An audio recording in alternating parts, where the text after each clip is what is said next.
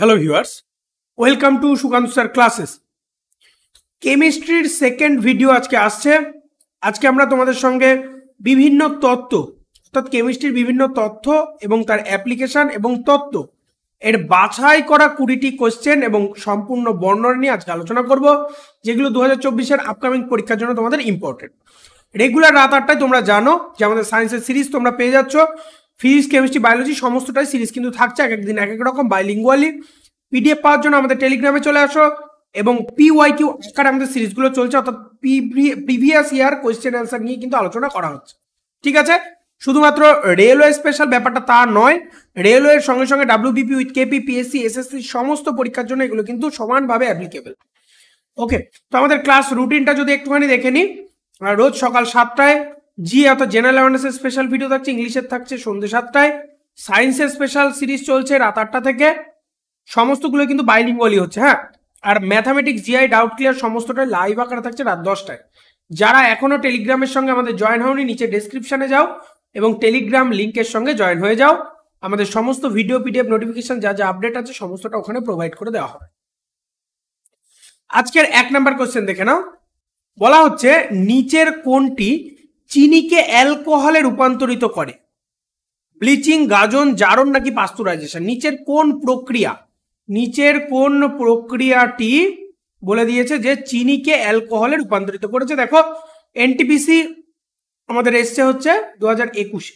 ঠিক আছে, সঠিক উত্তর হয়ে যাচ্ছে গাজন। ঠিক আছে, গাজন, আর এটাকে ইংরেজিতে বলা হয় ফার্মেন্টেশন। ফার্মেন্টেশন বা গাজন প্রক্রিয়ায় কি হয়? চিনি অ্যালকোহলে রূপান্তরিত হয়। ঠিক আছে, তো গাজন একটি বিপাকীয় প্রক্রিয়া যা এনজাইম মানে উৎসেচকের ক্রিয়াকলাপের মাধ্যমে জৈব পদার্থে রাসায়নিক পরিবর্তন ঘটাতে সক্ষম হয়। এটি অক্সিজেনের অনুপস্থিতিতে কার্বোহাইড্রেট থেকে শক্তি নিষ্কাশন হিসাবে সংকীর্ণভাবে সংজ্ঞায়িত করা হয়ে থাকে। এটি চিনিকে অ্যালকোহলে রূপান্তরিত করার একটি প্রক্রিয়া। চলে আসো 2 নাম্বার কোশ্চেন, RRB JEE-তে আসা। নিচের কোনটি শারীরিক পরিবর্তন নয়? কোনটি শারীরিক পরিবর্তন নয়? কঠিন পদার্থের গলে তরলে পরিণত হওয়া, তরলে গ্যাসের তরল পদার্থের গাজন নাকি গ্যাসে তরলের বাষ্পীভবন? সঠিক উত্তর হয়ে যাচ্ছে পদার্থের গাজন বা ফার্মেন্টেশন। এটা কিন্তু শারীরিক পরিবর্তন নয়, এটা কেমিক্যালি চেঞ্জ অর্থাৎ রাসায়নিক পরিবর্তন হয়ে যাচ্ছে। 3 নাম্বার কোশ্চেন দেখো, নিচের কোনটি রাসায়নিক পরিবর্তন নয়? নিচের কোনটি রাসায়নিক পরিবর্তন নয়? জ্বালানির দহন, আম্লীয় জলের তড়িৎ বিশ্লেষণ, লোহার যে মরচে পড়ে সেটা, একটি প্ল্যাটিনাম তার জল জল করছে সেটা। সঠিক উত্তর হয়েছে একটি প্ল্যাটিনাম তারের জল জল করার। এটি একটি রাসায়নিক পরিবর্তন নয়, এটি ফিজিক্যাল চেঞ্জ। ঠিক আছে, 4 নাম্বার কোশ্চেন দেখো, নিচের কোনটি রাসায়নিক পরিবর্তন? মাখনের টক হয়ে যাওয়া, কার্বন ডাইঅক্সাইড থেকে শুকনো বরফ তৈরি করা, একটি প্ল্যাটিনাম তারকে গরম করা, লোহার চুম্বকীয়করণ। সঠিক উত্তর আমরা দেখেই বুঝতে পারছি মাখনের টক হয়ে যায় মানে কেমিক্যালি চেঞ্জ হয়ে যাচ্ছে। ঠিক আছে, কেমিক্যালি এর যে পদার্থগুলো বা মলিকিউলগুলো সেগুলো চেঞ্জ হয়ে যাচ্ছে।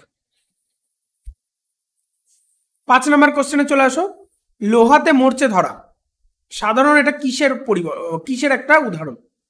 শারীরিক পরিবর্তন, এক্সোথার্মিক তাপ পরিবর্তন নাকি রাসায়নিক পরিবর্তন?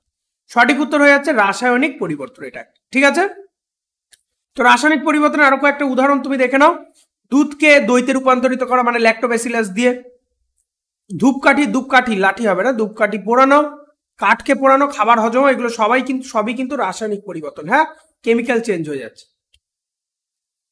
6 নাম্বার কোশ্চেন দেখো, নিচের কোনটি রাসায়নিক পরিবর্তনের উদাহরণ?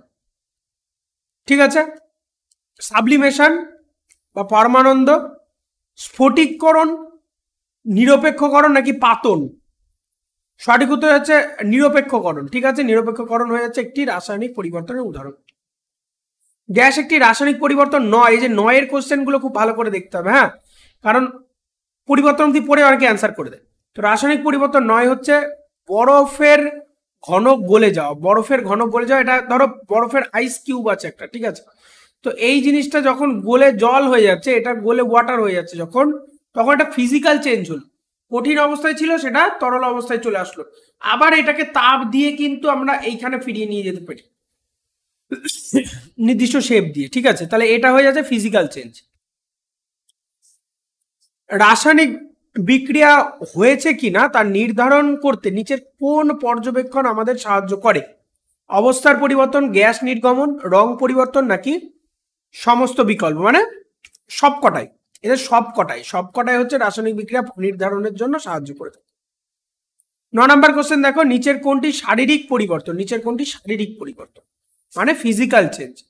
তো ফিজিক্যাল চেঞ্জ বুঝতে পারছো, জল বরফে পরিণত হয়, মানে তরল জিনিস ছিল, সেখান থেকে কঠিনে পরিণত হয়ে গেল। ঠিক আছে, সেখান থেকে কঠিনে পরিণত, বোঝা গেল, জাস্ট ফিজিক্যালি চেঞ্জ হয়ে গেল। 10 নম্বর কোশ্চেন দেখো, বলেছে নিচের কোনটি রাসায়নিক পরিবর্তনের উদাহরণ নয়? ঠিক আছে, নিচের কোনটি রাসায়নিক পরিবর্তনের উদাহরণ নয়? তো রাসায়নিক পরিবর্তনের উদাহরণ নয় হচ্ছে জলের জলীয় বাষ্পে পরিবর্তন। ঠিক আছে, জলের জলীয় বাষ্পে রূপান্তর বা পরিবর্তন হচ্ছে রাসায়নিক পরিবর্তনের উদাহরণ নয়। 11 নম্বর কোশ্চেন দেখো, নিচের কোনটি রাসায়নিক পরিবর্তন?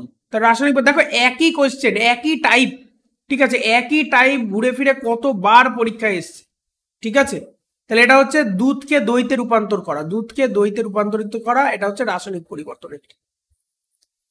12 নম্বর কোশ্চেন দেখো, কোন আইনে বলা হয়েছে যে রাসায়নিক বিক্রিয়ার ভর তৈরি বা ধ্বংস, মানে সৃষ্টি বা ধ্বংস করা যায় না, শুধু এক রূপ থেকে অন্য রূপে নিয়ে চলে যাওয়া যায়?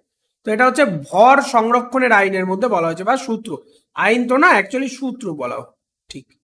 ঠিক আছে, ভর সংরক্ষণের আইন। ঠিক আছে, ভর সংরক্ষণের আইনের ক্ষেত্রে এটা বলা হয়েছে যে শক্তিকে, ভরকে কিন্তু তৈরি বা ধ্বংস করা যায় না। সুষম রাসায়নিক সমীকরণের সাথে মিলে যায় কোনটি? সুষম রাসায়নিক সমীকরণের সঙ্গে মিলে যায় ভর সংরক্ষণের সূত্র। ওকে, রাসায়নিক বিক্রিয়ার সময় বিক্রিয়ক এবং পণ্যের ভরের যোগফল অপরিবর্তিত থাকে, এটিকে কি বলা হয়? এটাকে বলা হয় ভরের সংরক্ষণ নীতি। মানে যে দুটো পদার্থ, ধরো এ প্লাস বি করে তুমি সি পেয়ে গেলে, তাহলে সি এর যা ভর হবে এই দুটো ভরের সঙ্গে সমান হয়ে যাবে। এটা হচ্ছে ভর সংরক্ষণের নীতি। অর্থাৎ বিক্রিয়ার আগে মোট বিক্রিয়াজাত পদার্থের ভর, বিক্রিয়ক পদার্থের ভর, এবং বিক্রিয়ার পরে বিক্রিয়াজাত পদার্থের ভর দুটো কিন্তু সেম হয়ে থাকে।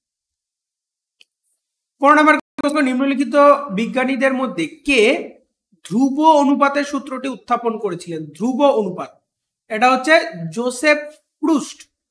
ঠিক আছে, এটা হচ্ছে ধ্রুব অনুপাত বা স্থির অনুপাত। অর্থাৎ এটাকে আমাদের বলা হচ্ছে যে কনস্ট্যান্ট রেশিও, মানে ধ্রুব অনুপাত মানে ধ্রুবক অনুপাত, কনস্ট্যান্ট রেশিওর যে কনসেপ্টটা, এটা হচ্ছে জোসেফ প্রুস্ট তৈরি করেছে। 16 নম্বর কোশ্চেন দেখো, বলেছে ধ্রুব অনুপাত মানে কনস্ট্যান্টের কথা বলা হচ্ছে। আইন অনুসারে কি বলা হয়? আইন অনুসারে বলা হচ্ছে রাসায়নিক পদার্থে উপাদানগুলি সর্বদা ভরের একটি নির্দিষ্ট অনুপাতে উপস্থিত থাকবে। মানে এই পাশের যে অনুপাতটা নির্দিষ্ট হবে, এখানে পরিমাণটা তুমি যতই বাড়াও না কেন, কিন্তু অনুপাত সেম থাকে। ঠিক আছে, যেমন ধরো আমি একটা জাস্ট বললাম যে হরলিক্সের মধ্যে বিভিন্ন রকম বাদাম, দুধ, এই সমস্ত জিনিসগুলোতে হরলিক্সটাকে তৈরি করা হচ্ছে। তাহলে এর মধ্যে ধরো 1 কেজি হরলিক্সের মধ্যে যে অনুপাতে সমস্ত পদার্থ থাকবে, 10 কেজি তুমি যদি হরলিক্স নিয়ে আসো তার ক্ষেত্রেও সেম অনুপাতে থাকবে। ঠিক আছে, শুধু পরিমাণ বাড়ছে, মানে এখানে যদি 1 কেজির মধ্যে 200 গ্রাম বাদাম দেয়, তাহলে এখানে 10 কেজির মধ্যে আরো 2 কেজি মতো বাদাম দিয়ে দেবে। বুঝতে পারলে আমার কথা? তো আলটিমেট অনুপাতটা কিন্তু সেম হচ্ছে, এটার কথা বলা হয়েছে। 17 নম্বর কোশ্চেন বলেছে নিচের কোন নিয়ম অনুসারে একটি প্রদত্ত রাসায়নিক পদার্থ সর্বদা একই উপাদান থাকে? একটি রাসায়নিক পদার্থ সর্বদা একই উপাদান থাকে যা ওজন দ্বারা একটি নির্দিষ্ট অনুপাতে মিলিত হয়। সঠিক উত্তর আমাদের কি হয়ে যাচ্ছে? বলেছে যে ধ্রুবক অনুপাতের আইন, বা হচ্ছে গিয়ে কি বলো, যেটা জোসেফ প্রুস্ট তৈরি করেছিল, বা কনস্ট্যান্ট ল। ঠিক আছে, 18 নম্বর কোশ্চেন দেখো, ডাল্টনের তত্ত্ব কোন নিয়মের ওপর প্রতিষ্ঠিত? জন ডাল্টনের তত্ত্ব হচ্ছে রাসায়নিক সংমিশ্রণ এর ওপর প্রতিষ্ঠিত। ঠিক আছে, ডাল্টনের পারমাণবিক তত্ত্ব রাসায়নিক সংমিশ্রণের সূত্রের উপর ভিত্তি করে তৈরি হচ্ছে। ডাল্টন পারমাণবিক তত্ত্ব অনুসারে সমস্ত ম্যাটার মানে সমস্ত পদার্থের কথা বলা হচ্ছে, যাই হোক না কেন, একটি উপাদান, একটি যৌগ, একটি মিশ্রণ পরমাণু নামক মাইক্রোস্কোপিক কণা দ্বারা গঠিত। মানে যে কোনো রকম পদার্থই একটা ক্ষুদ্র কণা দ্বারা গঠিত, সেটাকে বলা হয় পরমাণু। এটা হচ্ছে ডাল্টনের তত্ত্বানুসারে উঠে এসছে। ডাল্টনের পারমাণবিক তত্ত্ব নিচের কোনটির জন্য একটি ব্যাখ্যা প্রদান করে? তো তো ব্যাখ্যা প্রদান করে হচ্ছে ভর সংরক্ষণের আইন এবং নির্দিষ্ট অনুপাতের উপর একটি ব্যাখ্যা প্রদান করে থাকে। আজকে শেষ কোয়েশ্চেন দেখে নাও, নিচের মধ্যে কে পরমাণুর অবিভাজ্যতা সম্পর্কে বলেছেন? অবিভাজ্যতা সম্পর্কে বলে গেছেন হচ্ছে জন ডাল্টন। ঠিক আছে, অবিভাজ্যতা অর্থাৎ জন ডাল্টনের মতে ছিল যে পদার্থকে সৃষ্টিবাদ মানে ওই যে পরমাণু এটাকে কিন্তু সৃষ্টি বা ধ্বংস করা যায় না এবং এটাকে ভাঙা যায় না। ঠিক আছে, ভাঙা যায় না। পরবর্তীতে এই কনসেপ্ট ভেঙে গেছে এবং এই কনসেপ্ট ভেঙে গিয়ে আমরা পেয়েছি কোনো পরমাণুকে ভাঙলে 3 রকম কণা পাওয়া যায়, ইলেকট্রন, প্রোটন এবং নিউট্রন। যার মধ্যে ইলেকট্রন হচ্ছে নেগেটিভ, প্রোটন হচ্ছে পজিটিভ, নিউট্রন হচ্ছে নিস্তরীয়। ঠিক আছে, তো এই ছিল আজকের ভিডিও। ভালো লাগলে অবশ্যই লাইক, সাবস্ক্রাইব, কমেন্ট করো এবং শেয়ার করো যাতে সবার কাছে এই ধরনের ভিডিও যায়। যারা এখন আমাদের টেলিগ্রাম চ্যানেলের সঙ্গে জয়েন হওনি অবশ্যই নিচে ডেসক্রিপশন থেকে টেলিগ্রাম চ্যানেলের সঙ্গে জয়েন হয়ে যাও সমস্ত ভিডিও পিডিএফ নোটিফিকেশনগুলো পাওয়ার জন্য। Be successful in your life.